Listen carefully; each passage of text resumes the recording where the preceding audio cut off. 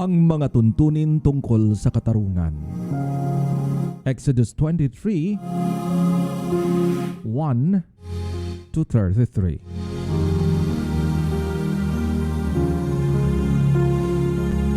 Huwag kayong gagawa ng anumang pahayag na walang katotohanan. Huwag kayong magsisinungaling para lamang tulungan ang isang taong may kasalanan. Huwag kayong makikiisa sa karamihan sa paggawa ng masama o paghadlang sa katarungan. Ngunit huwag rin ninyong kikilingan ang mahihirap dahil lang sa kanilang kalagayan.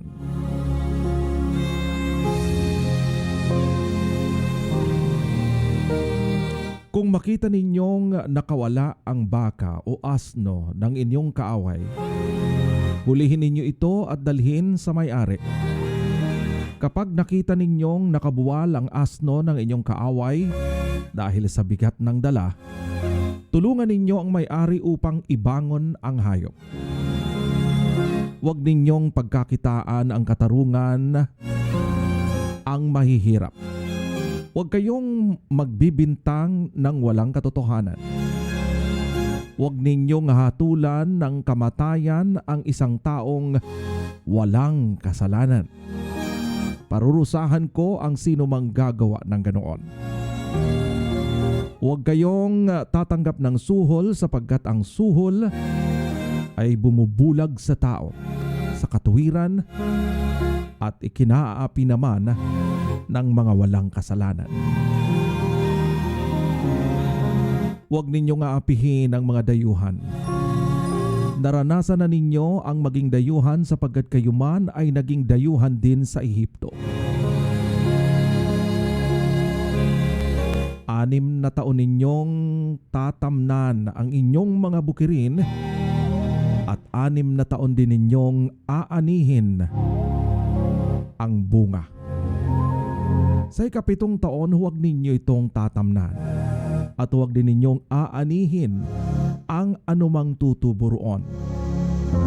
Bayaan rin ninyo ito sa mga kapatid ninyong mahirap. At ang mga natira ay ipaubaya na lamang ninyo sa mga maiilap na hayop. Ganoon din ang gagawin ninyo sa inyong mga ubasan at taniman ng olivo.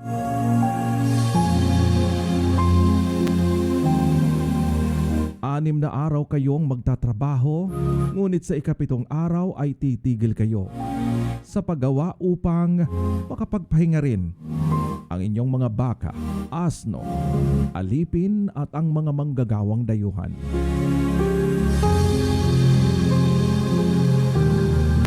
Pakinggan ninyong mabuti itong mga sinasabi ko sa inyo.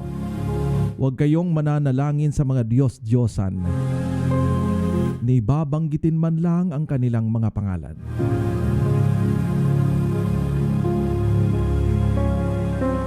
Ipagpipista ninyo ako ng 3 beses isang taon.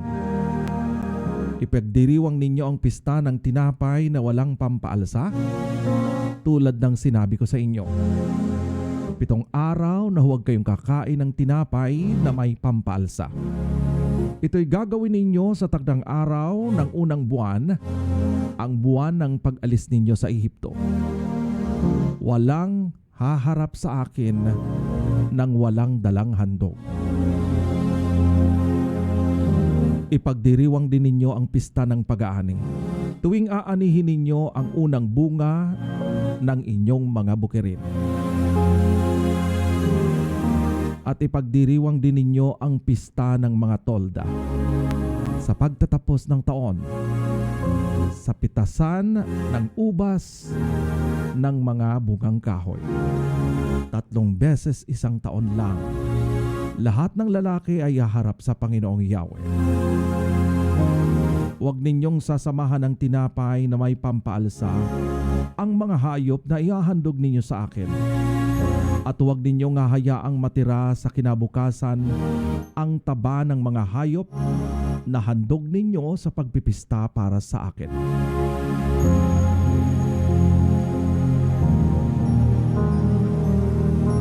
Dadalhin ninyo bilang handog sa bahay ni Yahweh na inyong Diyos ang mga pinakamainam na unang ani ng inyong mga bukirin. Huwag kayong maglalaga ng tupa o batang kambing sa gatas ng sarili nitong ina.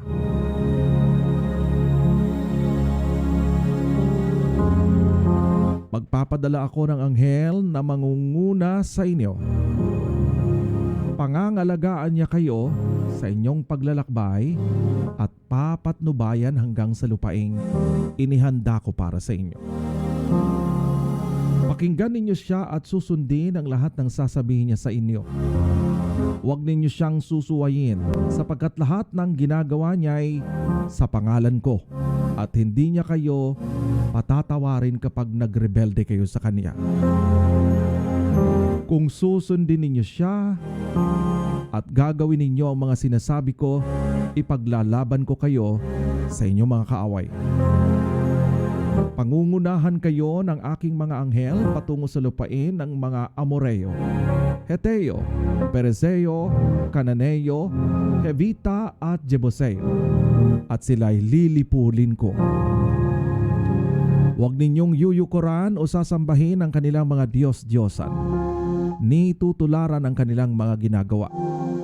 Durugin ninyo ang kanilang mga Diyos-Diyosan, pati ang haliging ginamit nila sa pagsamba.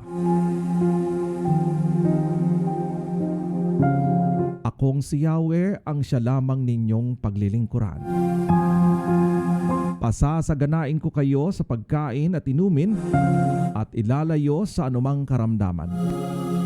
Isa man sa mga babaeng Israelita ay walang makukunan o mababaog, at bibigyan ko kayo ng mahabang buhay.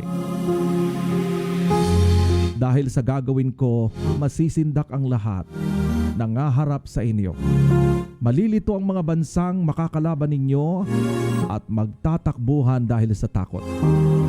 Habang kayo'y papalapit, guguluhin ko ang inyong mga kaaway at palalayasin ko ang mga Hivita, Cananeo at Heteo sa kanilang lupain. Hindi ko muna sila paalisin lahat sa loob ng 1 taon para hindi mapabayaan ang lupain at nang hindi dumami ang mga maiilap na hayop. Unti-unti ko silang paalisin hanggang sa dumami ang inyong mga anak. Ang magiging hangganan ng inyong lupain ay mula sa dagat na pula hanggang sa dagat ng Mediteraneo, at mula sa ilang hanggang sa ilog Euphrates. Ipapalupig ko sa inyo ang mga taga roon at sila'y inyong palalayasin. Huwag kayong makikipagtipan sa kanila o sa kanilang mga Diyos-Diyosan. Huwag ninyo silang patitirahing kasama ninyo sa lupaing sasakupin ninyo, at baka mahikayat nila kayong magkasala sa akin. Kapag pinaglingkuran ninyo ang kanilang mga Diyos-Diyosan, iyon ang magiging simula ng inyong kapahamakan.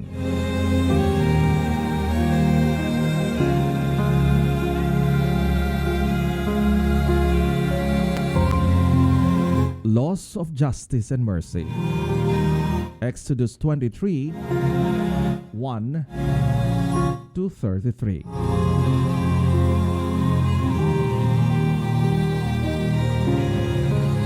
Do not spread a false report.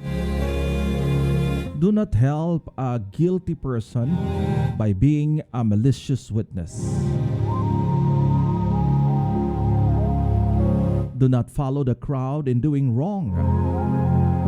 When you give testimony in a lawsuit, do not pervert justice by siding with the crowd. And do not show favoritism to a person in a lawsuit. If you come across your enemy's ox or donkey wandering off, be sure to return it. If you see the donkey of someone who hates you fallen down under its load, do not leave it there. Be sure you help them with it. Do not deny justice to your poor people in their lawsuit. having nothing to do with a false charge, and not put an innocent or honest person to death, for I will not acquit the guilty. Do not accept a bribe, for a bribe blinds those who see and twist the words of the innocent. Do not oppress a foreigner. You yourself know how it feels to be foreigners, because you were foreigners in Egypt. For 6 years you are to sow your field and harvest the crops. But during the 7th year, let the land lie up unplowed and unused. Then the poor among your people may get food from it, and the wild animals may eat what is left. Do the same with your vineyard and your olive grove. 6 days do your work, but on the 7th day do not work, so that your ox and your donkey may rest, and so that the slave born in your household and the foreigner living among you may be refreshed. Be careful to do everything I have said to you. Do not invoke the names of other gods. Do not let them be heard on your lips. 3 times a year you are to celebrate a festival to me. Celebrate the festival of unleavened bread. For 7 days, eat bread made without yeast, as I commanded you. Do this at the appointed time in the month of Aviv, for in that month you came out of Egypt. No one is to appear before me empty-handed. Celebrate the festival of harvest with the first fruits of the crops you sow on your field. Celebrate the festival of gathering at the end of the year, when you gather in the crops from the field. 3 times a year all the men are to appear before the sovereign Lord. Do not offer the blood of sacrifice to me along with anything containing yeast. The fat of my festival offerings must not be kept until morning. Bring the best of the fruits or first fruits of your soil to the house of the Lord your God. Do not cook a young goat in its mother's milk. See, I am sending an angel ahead of you to guard you along the way and to bring you to the place I have prepared. Pay attention to him and listen to what he says. Do not rebel against him. He will not forgive your rebellion, since my name is in him.